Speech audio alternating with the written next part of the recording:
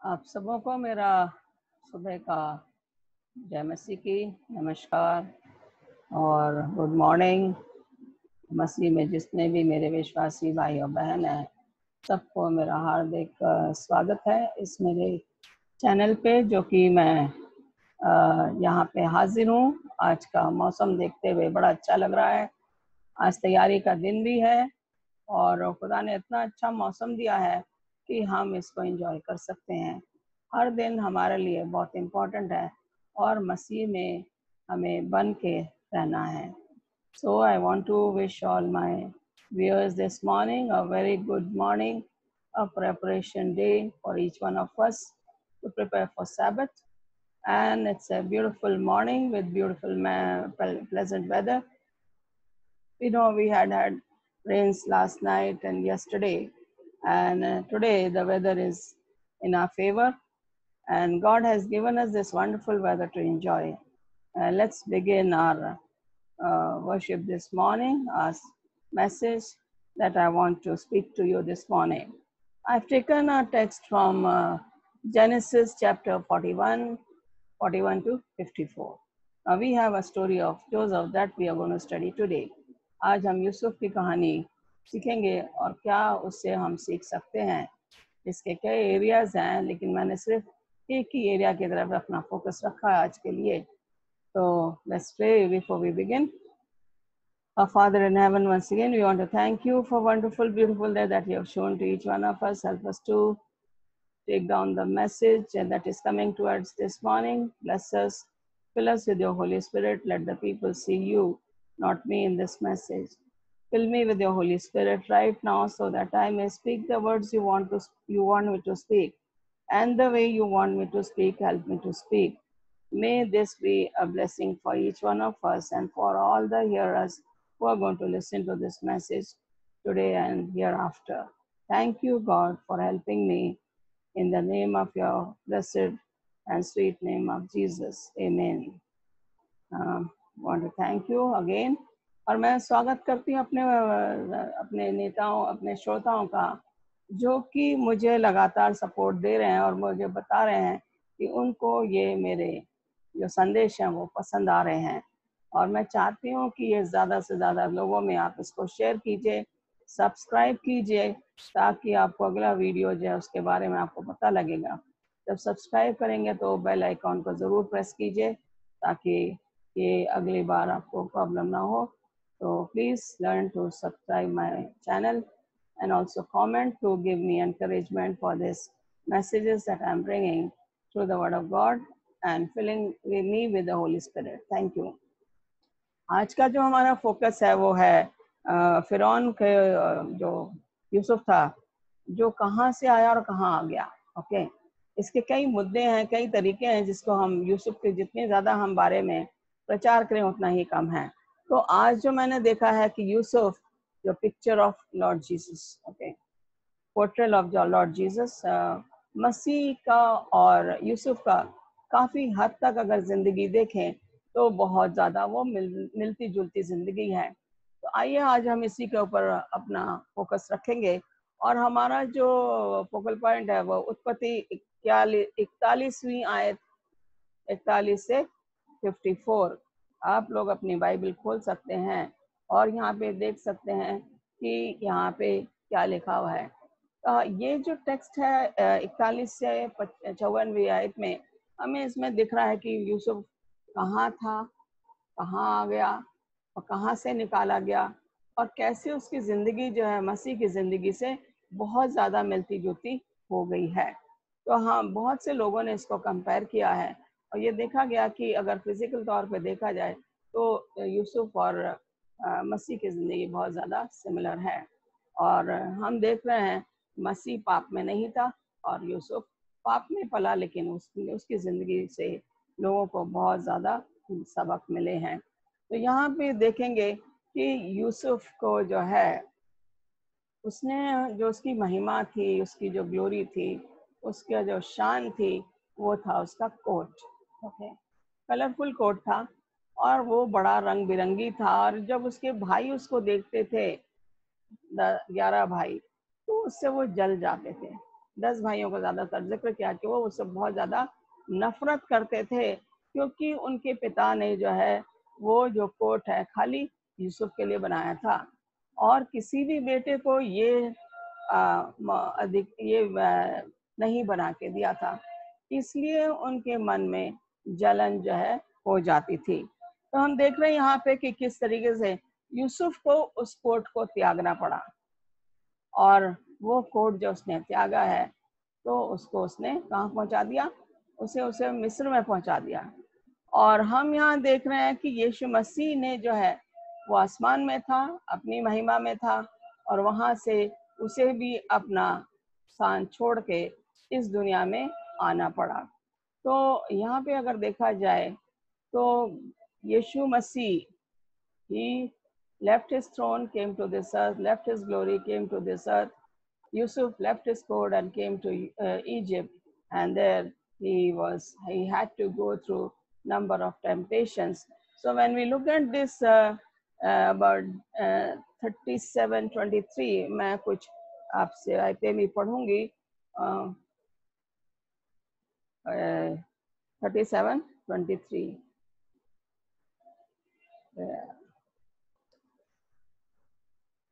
और यहाँ पे इस तरीके से लिखा है, इसलिए ऐसा हुआ कि जब यूसुफ अपने भाइयों के पास पहुंचा तब उन्होंने उसका न रंग बिरंगा अंगरखा जिसे वे पहने हुए था उतार लिया। कैसे एक ऐसी चीज जो उसके लिए एक बड़े शान की चीज थी, उसके भाइयों ने उसको उतार लिया और उसको जो है क्या करा, खत्म भी करने की कोशिश की, और आखिर में उसे बेच दिया जाता है। तो हम देखते हैं कि यूसुफ को अपना कोट त्यागना पड़ा, यीशु मसीह को अपना थ्रोन त्यागना पड़ा। He had to leave his throne, come down to this earth as a human being. So when we look at Yusuf, अगर हम देखें यहाँ से वो चलना शुरू होता है और उसे बेचा जाता है, उसे गुलाम के तौर पे पॉटिफर के घर में रखा जाता है। और पॉटिफर के घर में जब रखा जाता है, वो सारा जो है पॉटिफर उसके ऊपर बहुत विश्वास करता था। एक चीज मैं आपको बताना मांगती हूँ, I want to tell you one thing, that when he came to the house of Potiphar, he became a slave, a very faithful slave, and Potiphar had given every charge of the house to him, whole charge of the house, except his wife and the other things. Okay, other things were all under him. So he was the ruler of the house of Potiphar. So now we see here, Satan is not sitting quietly. Satan is trying to bring temptation on Joseph. तो यहाँ पे वो जो है यूसुफ यहाँ पे आ जाता है, नौकर के तौर पे काम करता है।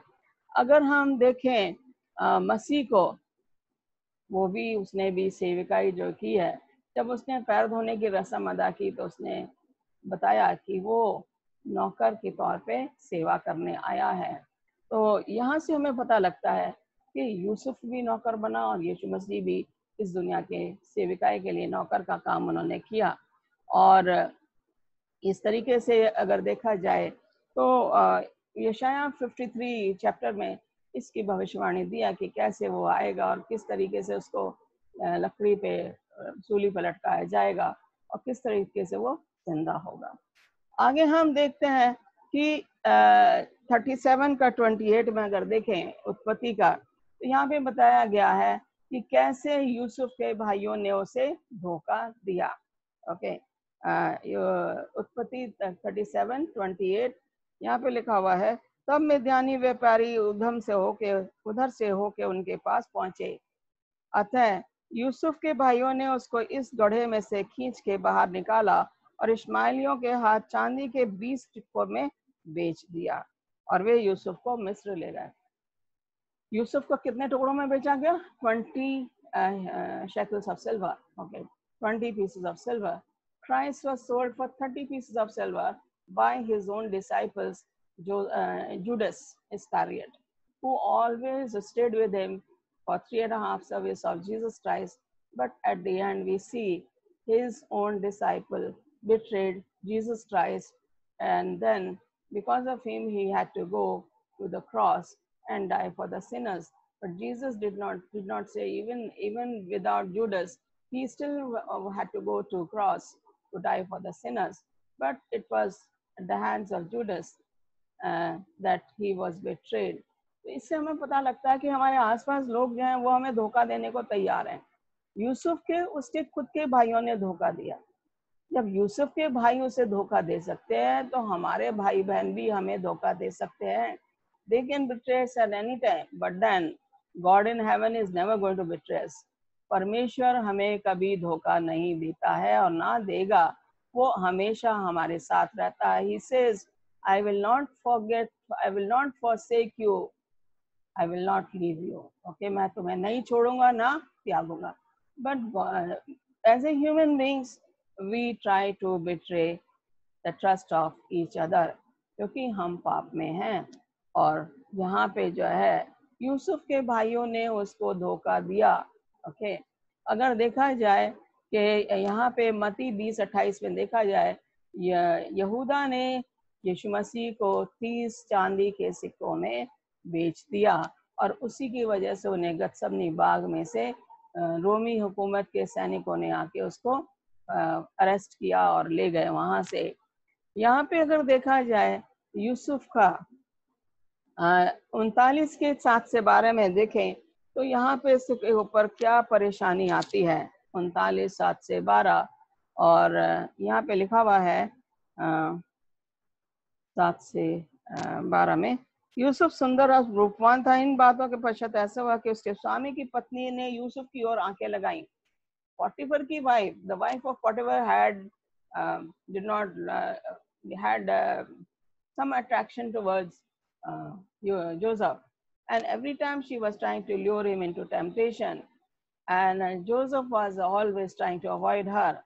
यहाँ देखें उसने कहा मेरे साथ सो, 7वीं आयत में, पर उसने अस्वीकार करते हुए अपने स्वामी की पत्नी से कहा, सुन, जो कुछ इस घर में है मेरे हाथ में है। Sorry, he is telling whatever is in this hand in this house is under my authority except you. Okay, very clearly Joseph is telling Potiphar's wife, and he did not want to lure by this woman, the lady, and Satan was working in the heart of Potiphar's wife, and he was trying to put him into all kinds of temptation. And we notice here that this lady, when she could not lure him, she put a blame on him. Okay, जब हम अपने इरादों में successful नहीं होते हैं तो हम दूसरे को ब्लेम कर देते हैं। आदम ने हवा के ऊपर किया कि पहले हमारे माता पिता थे, तो हम भी वैसे ही करते हैं जैसे कि दूसरे लोग करने की कोशिश करते हैं। इसने क्या करा, अपने हस्बैंड को बोला कि ये मेरे को जो है तंग कर रहा था और ये जो है उसने मुझे पकड़ लिया और उसने दुनिया भर का वो लगा के इल्जाम लगा के और यूसुफ को कहाँ डाल दिया, जेल में।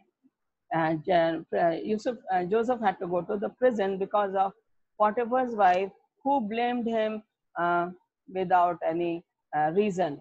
The reason was only that she wanted him to be very close to her, and he refused to get into his temptation with her, because Joseph was very strong in his faith, and he was relying on God, even though in the land of Egypt he had no relatives, no friends, nothing.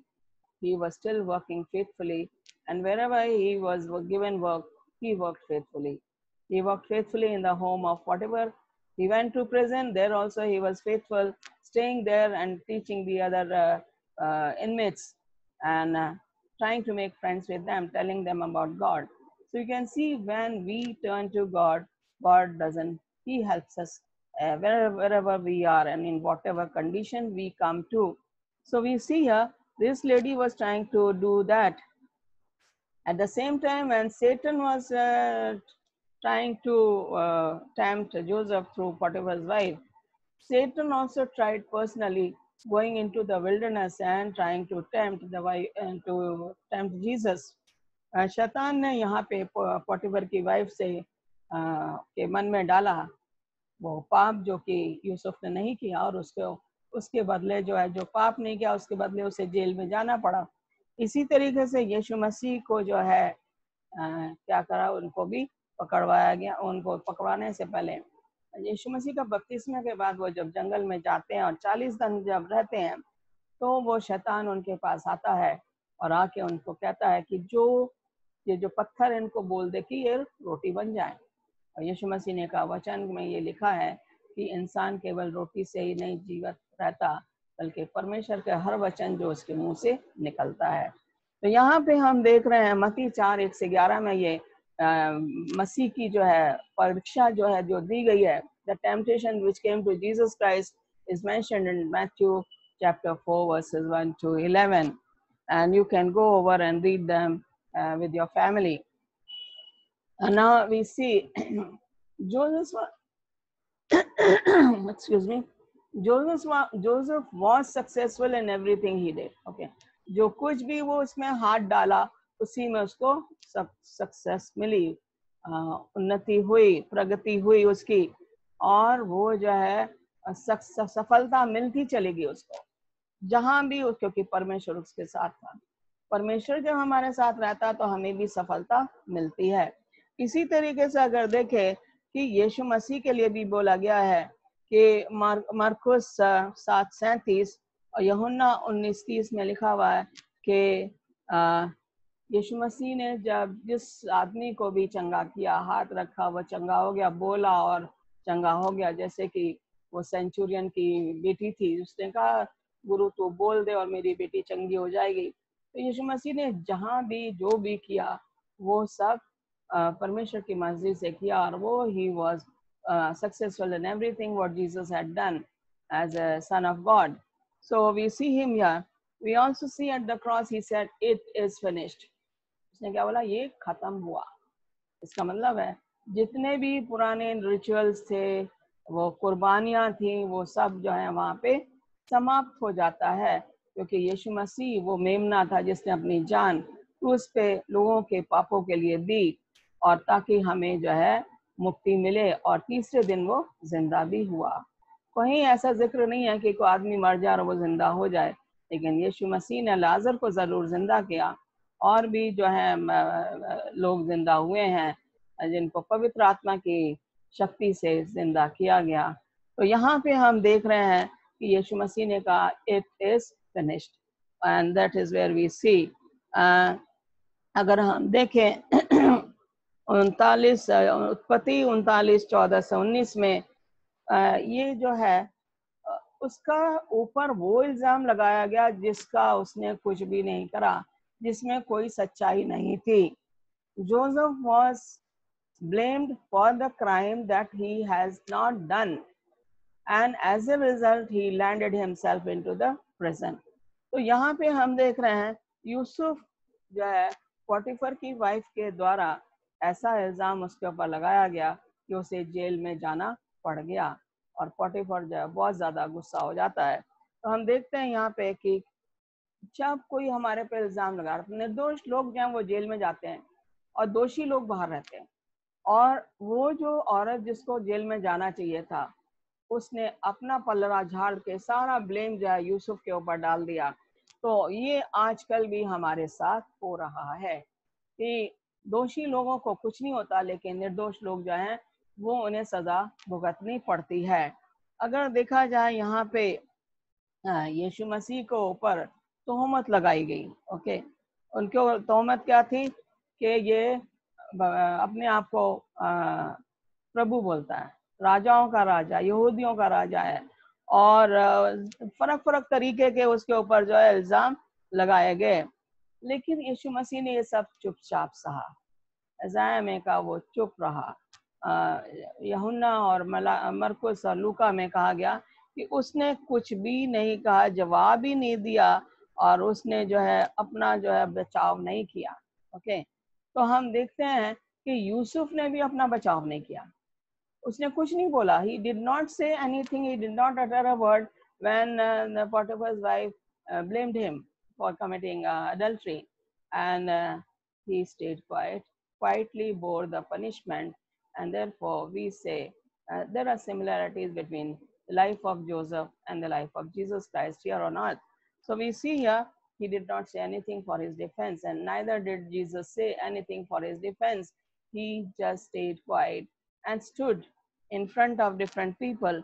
So when we look at मत्ती 26 में जाएंगे, और उत्पत्ति आप खोल के ही रखें अपना चैप्टर, हम वापस फिर यहीं पे आएंगे, और मत्ती 26 में हम देखें कि यहाँ पे क्या बताया गया यीशु मसीह के बारे में कि उन्हें कहाँ कहाँ ले जाया गया।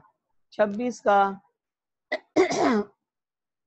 62 और 63 आयत, और चैप्टर काफी लंबा है। और यहाँ पे इस तरीके से लिखा है, तब महायाजक ने खड़े होकर यीशु से कहा, क्या तू कोई उत्तर नहीं देता? ये लोग तेरे विरोध में क्या गवाही देते हैं? परंतु यीशु चुप रहा। तब महायाजक ने उससे कहा, मैं तुझे जीवते परमेश्वर की शपथ देता हूँ कि यदि तू परमेश्वर का पुत्र है तो हमसे कह दे। यहाँ पे ये कहलवाने की कोशिश कर रहे हैं, तो अगर परमेश्वर का पुत्र है तो हमसे कह दे। और फिर आगे लिखा हुआ है, यीशु ने उससे कहा, तूने आप ही कह दिया, वरन मैं तुमसे ये भी कहता हूँ कि अब से तुम मनुष्य के पुत्र को सर्वशक्तिमान के दाहिने ओर बैठे देखोगे और आकाश के बादलों पर आते देखोगे। अब पिलातूस के सामने उसे ले जाया गया। ओके, 27वें अध्याय में देखें तो पिलातूस के सामने, उससे पहले जो है महासभा के सामने, सनहीड्रन काउंसिल की जो 70 मेंबर्स की जो काउंसिल, उसके सामने यीशु मसीह खड़ा रहा। और वहां पे जो है इसने कुछ नहीं बोला, जो उन्होंने ये कहा, इसने कहा कि मैं परमेश्वर के मंदिर को ढा सकता हूँ। I can build a temple in 3 days and destroy the temple in 3 days. ये जो है ऐसी तोहमत लगा रहे थे यीशु मसीह के ऊपर, और वो उसका मतलब नहीं समझ रहे थे जो यीशु मसीह ने बताने की कोशिश कर रहे थे। तो यहाँ पे हम देख रहे हैं कि ऐसे ऐसे इल्जाम यीशु मसीह पे लगाए गए। पिलातुस के सामने खड़ा हुआ तो वहां भी उसने कुछ नहीं बोला। और यहाँ पे देखें हेरोदोस के सामने जब वो खड़ा होता है, वहां भी उसने कुछ नहीं बोला। मैंने आपका एक चैप्टर लिया था, डेथ ऑफ कॉन्शियंस, एक मैंने संदेश दिया था, उसमें मैंने हेरोड के बारे में, हेरोदेस के बारे में बताया था, हेरोदेस एंटिपस के बारे में मैंने पूरा जो मेरा संदेश था उसके बारे में था। आप लोग उसको दोबारा उस यूट्यूब में जाके उसको देखिए, डेथ ऑफ ए कॉन्शियंस, और आपको पता लगेगा कि वहां पे हेरोदेस को एक आखिरी मौका मिलता है, और वहां भी उसने जो है उसके उतारने की कोशिश करी और परखने की कोशिश करी। यीशु मसीह वहां भी चुप रहे, उन्होंने कुछ नहीं कहा। उन्होंने कहा, मैंने तो इसको बहुत दिन से इसके बारे में सुन रखा है, लेकिन यीशु मसीह ने ऐसा समझा नहीं कि उसे वहां पे जवाब देने की जरूरत नहीं है। तो ऐसे देखते हैं कि यीशु मसीह ने अपना बचाव नहीं किया। फिर देखते हैं कि he suffered as an innocent man। अगर देखा जाए यीशु मसीह ने जो है, उन्होंने तो कोई पाप ही नहीं किया था। दूसरा करंथियों 5:21 में कहा गया है कि उन्होंने वो सहा जो जिसके वो लायक नहीं थे, जिसके लायक हम थे, यीशु मसीह ने वो सहा। और अगर देखा जाए तो उत्पत्ति में हम फिर जाएंगे और यहाँ पे देखेंगे कि यूसुफ ने क्या सहा जिसके वो लायक नहीं था। वो तो उसको जेल की तो हवा नहीं खानी थी, जेल में तो नहीं जाना था, लेकिन गलत इल्जाम की वजह से उसे जेल में जाना पड़ गया। तो हम यहाँ देखते हैं कि किस तरीके से यूसुफ ने वो दर्द सहा, वो बेइज्जती सही जिसके उसने कोई पाप किया ही नहीं था, कोई बेइज्जती नहीं था। And as a result, Joseph also was humiliated for the sin that he had not done. And same thing happened to Jesus Christ. So we see quite similarity between Joseph and Jesus. Now we have here 41 and 14. Okay, हम जाएंगे उत्पत्ति 41 के 14 में जाएंगे, और यहाँ पे हम देखेंगे कि जोसेफ का अब क्या होता है। 41 का 41। फिर फिरौन ने यूसुफ से कहा, सुन, मैं तुझको मिस्र के सारे देश के ऊपर अधिकारी ठहरा देता हूँ। From where did he bring Joseph to Pharaoh's? He is giving him the position of a prime minister, Pharaoh, after he answered his questions. And he saw he's such a young man, and his face has a glow, and he looks very handsome. So he said, you are so brainy, so full of wisdom. Now, nobody is there in Egypt who can handle this situation of 7 years of famine and 7 years of plentiful. So you do whatever you want to do. So made him prime minister, the second in command to Egypt, in Egypt. तो यूसुफ को उसने वो इल्ज़ाम चुपचाप सह लिया, jail में भी वो चुप रहा, लोगों को उसने अपना कैरेक्टर दिखाया, अच्छा चरित्र देखा लोगों ने उसका, और फिर वो जो है उसको जेल से उसे मिस्र में वो ओहदा दिया जो कि वो उसको बोला कि तेरे अलावा ये काम कोई और नहीं कर सकता है। और फिरौन ने अपनी अंगूठी उसकी उंगली में डाल दी और बोला कि तू अब जो चाहे, जैसे भी चाहे तू इसको पूरा कर। तो इस तरीके से हम देखते हैं कि Joseph was brought from prison. He was brought from the desert, sold into slavery, went into prison, came out of the prison and became the prime minister of uh, Egypt, and second in command to Pharaoh. So we see here how Joseph, God was leading him from the bad part of his life to the good part of his life. How Joseph was given the wisdom by God to deal with every situation and to bear every situation in the land of Egypt, where he had no relatives.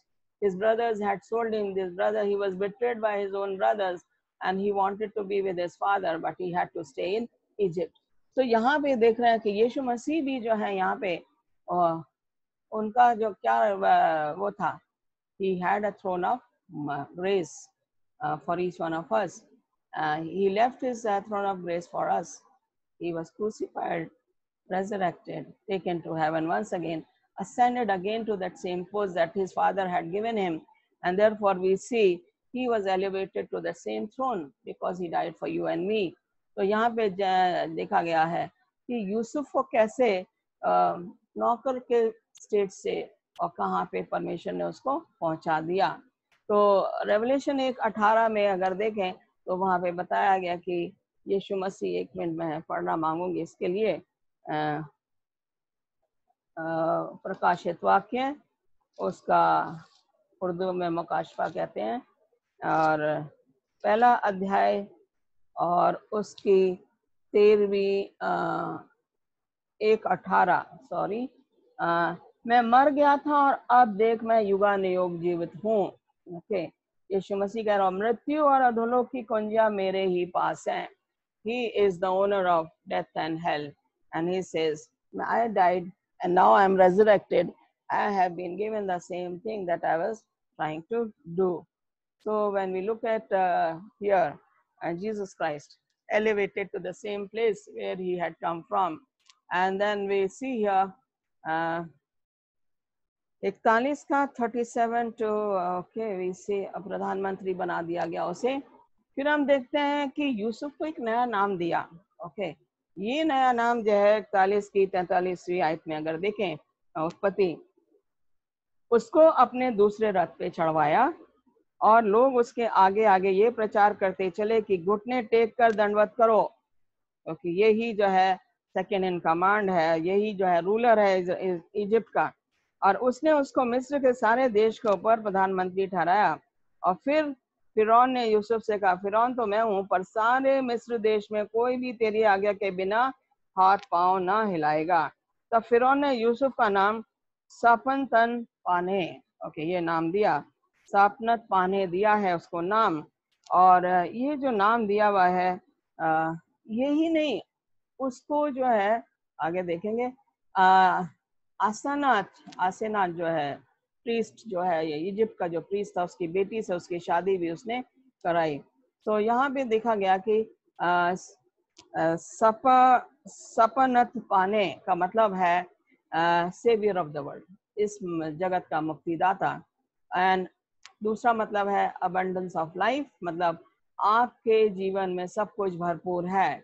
तो यहाँ पे जो इसको title दिया गया, एक तो वो यूसुफ जो है मिस्र का एक तरह से राजा ही समझे उसे, क्योंकि उसके हक उसके अंडर में सब कुछ राजा ने दे दिया। दूसरा जो है वो उसके जरिए वहाँ पे मिस्र में लोग आने लगे, और जब फैमिन शुरू हुआ तो उस टाइम में जो है भंडार खोल दिए गए और यूसुफ ने उनकी बिक्री की, और इस तरीके से जो है मिस्र में किसी चीज़ की कमी नहीं हुई यूसुफ के द्वारा। तो हम देखते हैं कि किस तरीके से उसको नाम जो दिया गया वो शायद परमेश्वर ने ही फिरौन के मन में डाला, जिस तरीके से इसका मतलब जो है बहुत अच्छा है और हम देखें फिलिपियों 2:9-11 में कि यीशु मसीह को भी नाम दिया गया है जो कि सब नामों से ऊपर है. Jesus Christ is also given the name that is above all the other names in heaven and earth, and that is because he successfully did Philippians 2 और 9-11 हम पढ़ेंगे. इस कारण परमेश्वर ने उसको अति महान भी किया. किसको? यीशु मसीह को अति महान भी किया. और फिर जो है अति महान भी किया और उसको वो नाम दिया जो सब नामों में श्रेष्ठ है. यीशु मसीह को वो नाम मिला जैसे यूसुफ को वो नाम मिला मिस्र में, और जिसका मतलब था वो वहाँ जगत का जो है वो अधिकार उसमें है. इसी तरह इसको वो नाम मिला जो कि सब नामों से ऊपर है. और फिर कह रहा है जो स्वर्ग में और पृथ्वी पर पृथ्वी के नीचे है और सब यीशु के नाम पे घुटना टेके. तो यीशु मसीह के नाम पे सब लोगों घुटने टेकते हैं और टेकना भी चाहिए. तो हम यहाँ पे देखते हैं यीशु मसीह के आगे सारे घुटने टेकते हैं. और यूसुफ के सामने सारे लोग आके जब वो खाना लेने आते थे, अनाज लेने आते थे और भी सामान लेने आते थे, तो उसको यूसुफ के सामने झुकना पड़ता था. तो ये जो है उनकी प्रथा बन गई थी कि जो भी राजा है उसके सामने उन्हें झुकना है. और यूसुफ को वो ओहदा मिला, वो नाम मिला जो कि सब नामों से ऊपर था. अगर हम देखें कि यूसुफ को जो है फिरौन ने एक अन्य जाति की दुल्हन दी, मतलब उसका नाम था असेनात. और वो जो है इजिप्ट का जो गॉड्स होते हैं, गॉडेस होते हैं, और उनके ऊपर जो प्रीस्ट होते हैं या पंडित कह लीजिए या महायाजक कह लीजिए, उनकी सबसे बड़ा जो उनका प्रीस्ट था उसकी बेटी थी.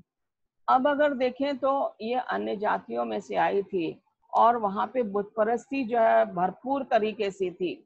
They were all believing in the Egyptian gods, and so was the priest of this Egypt. The main priest, his daughter, was also worshipping those gods of Egypt, different gods. And when she was married to Joseph, her life changed. How it changed? Because she did what Joseph wanted her to do. Joseph had taught her, and therefore she came from Gentiles and she became what? God accepted her. And we see here, not only accepted her, God also blessed her with 2 sons. And हम देखते हैं कि ये 2 बेटों को जो है, इन दोनों बेटों का नाम जो है लेवी और यूसुफ के जगह इन दोनों बेटे मनासे और इफ्रेन का नाम जो है लगाया गया है. 12 यूसुफ के जो याकूब के जो बेटे हैं उनमें से. तो हम देख रहे हैं यहाँ पे कि किस तरीके से यूसुफ को बरकत मिली. In the form of his wife, he accepted the wife, and then when he accepted the wife, and she was a blessing to his family. So we see Christ was also given a Gentile bride. Okay, Gentile bride जो है वो लोग जो दूसरी जाति के हैं, जो मसीह में विश्वास करते हैं, जो चर्च के लोग हैं. चर्च जो है वो ब्राइड या दुल्हन को कहा गया है जो कि यीशु मसीह को दिया गया है. और यहाँ पे देखा जाए तो bride of Jesus Christ is chosen by his father, and that bride is the church of God. Okay, तो ये इफिसियों 1:4 में आपको इसका जिक्र मिलेगा, आप इसको पढ़ सकते हैं. And then he was also given all authority in the land. Okay, Yusuf को वो अथॉरिटी मिली कि इजिप्ट में हर हिस्से का तो मालिक है. जिस तरीके से भी चाहता उसने जो है नए नए स्टोर हाउस बना दिए ताकि वहाँ पे जो है 7 साल पहले 7 साल जो कि बहुत के थ्रू जो क्रॉप्स होगा, जो हार्वेस्ट होगा, उनको जो है वो स्टोर हाउसेस में डालेगा, उनको सेव करेगा ताकि अगले 7 सालों में इतना ज़्यादा इकट्ठा कर ले कि देश देश के लोग आए और उससे वहाँ पे आके अनाज और दूसरी चीज़ें खरीदें. इस तरीके से यहाँ देखते हैं उसको जो अथॉरिटी मिली थी वो उसने उसका भरपूर फायदा उठाया, लेकिन उसने परमेश्वर को नहीं छोड़ा. Okay, because in his hard time, in the temptations that he was going through, coming from his father's home to Egypt, and then into prison, he did not leave God, and God did not leave him. He also blessed him from the prison. He was given the prime ministership. He was given the authority over everything in the land of Egypt, and therefore God blessed him here also with 2 sons. So when we look at here, Jesus has been given the power by his father. Okay. And he went there after his resurrection, ascended to heaven and sat on the right hand of God. ये जो ओहदा है ये किसी और को नहीं मिला, क्योंकि एक यीशु मसीह हैं जिन्होंने इस चीज को जो है हमारे लिए जान दी। अगर कोई और ऐसा कर ही नहीं सकता कि हमारे लिए जान दे सिवाय यीशु मसीह के। और इस तरीके से यीशु मसीह को जो है वो ओहदा भी मिला। यहाँ पे देखा जाए Joseph and his salvation for the people who were coming from all over the world trying to get the grain to survive in the time of famine. तो यहाँ पे जो है इसको जो है वो ओहदा मिला था, उसकी वजह से पहले 7 साल जो थे उसमें बहुत ज़्यादा हार्वेस्ट हुआ। दूसरे 7 साल में जो है अकाल पड़ना शुरू हुआ, और वो अकाल भी बहुत भयंकर था, जिसकी वजह से यूसुफ को सारे बार्न्स अपने स्टोर हाउसेस थे जो खोलने पड़े। जहाँ से भी लोग आ रहे हैं वो ऑर्डर देता था, और वो ऑर्डर के साथ ही पैसा भी कलेक्ट होता था। इस तरीके से फिरौन की जो ट्रेजरी थी वो कभी खाली नहीं हुई, क्योंकि परमेश्वर उसके साथ था। Following the resurrection of Jesus, the world entered the time of spiritual plenty. यीशु मसीह जब जिंदा हो गए तो उनका अनुग्रह का पीरियड जो हमें मिला है, अभी हमारे सब जगह जो है प्रचार हो रहा है। एंड लेकिन जब प्रचार बंद हो जाएगा, जब कुछ नहीं होगा, तब हमारे लिए भी फैमिन का टाइम शुरू हो जाएगा, क्योंकि बाइबल हमसे छीन लिया जाएगी। वो हमारा टाइम होगा फैमिन का, और लोग हमें सताना शुरू कर रहे हैं, करना शुरू कर दिया है। मैं सोचती हूँ ऑलरेडी हमारे लिए फैमिन का टाइम शुरू हो गया है, मसीही लोगों के लिए जो परमेश्वर पे विश्वास करते हैं। और यहाँ पे देखा गया है कि his exaltation was followed by a time of famine. Okay, उसको जो है after years of plenty, years of famine started. वो जो अकाल वाला समय था वो शुरू हो जाता है, और इसी तरीके से मसीह का पीरियड जो है अभी जो है ग्रेस पीरियड था, जिसमें कि उसकी अनुग्रह हमारे ऊपर है। लेकिन एक बार जब ग्रेस पीरियड खत्म होगा तो हमारे ऊपर परेशानियां आएंगी, और हमें प्रचार नहीं करने दिया जाएगा, जो आज भी कई कंट्रीज में हो रहा है कि ओपन चैनल लोगों को दिया गया कि तुम बाइबल नहीं पढ़ोगे और बाइबल यीशु मसीह की पिक्चर भी नहीं लगाओगे। तो ऑलरेडी कुछ चर्चेस में, कुछ जगह पे, कुछ देशों में ये शुरू हो गई है प्रथा। बहुत जल्दी है, ये हमारे लिए भी फैमिन का समय आने वाला है। तो आइए हम देखें जैसे यूसुफ ने ही control the blood for all the famine in all around the world, and Jesus also has the controlling power to give us the bread of life, the spiritual bread of life that Jesus has for each one of us. यीशु मसीह के पास जीवन की वो रोटी है जो कभी खत्म नहीं होगी। हम अगर इस जीवन की रोटी को ग्रहण करेंगे तो हमारे साथ परमेश्वर हमेशा रहेगा, जैसे कि यूसुफ के साथ था। हमें ये नहीं सोचना कि हम यूसुफ को कितना जानते हैं, क्या हमें उसे वाकई में जानने की जरूरत है, लेकिन हमें यीशु मसीह को जानने की बहुत ज़रूरत है। We need to know Jesus Christ every moment, every day of our life. हमें यीशु मसीह को हर पल, हर समय उसको जानने की कोशिश है। ये परमेश्वर का वचन जो आपको और मुझे मिला है, जो बाइबल आपके और मेरे हाथ में, जो रोशनी आपके और मेरे पास है, जो नॉलेज आपके और मेरे पास है, हमें उन लोगों तक पहुंचाना है जो कि इसकी बाट जो रहे हैं कि कब उनके पास परमेश्वर का वचन आए और वो परमेश्वर को ग्रहण करें। आइए बहनों भाइयों, आप क्या मसीह को ग्रहण करना मांगते हैं तो उसके वचन को आप पढ़ना शुरू कीजिए, और ये वचन पढ़ के अपने तक मत रखिए, दूसरे लोगों में भी फैलाइए। As you have the word of God with you, the light of the world, you have the knowledge that you have, please pass it on to the people and share with them this knowledge.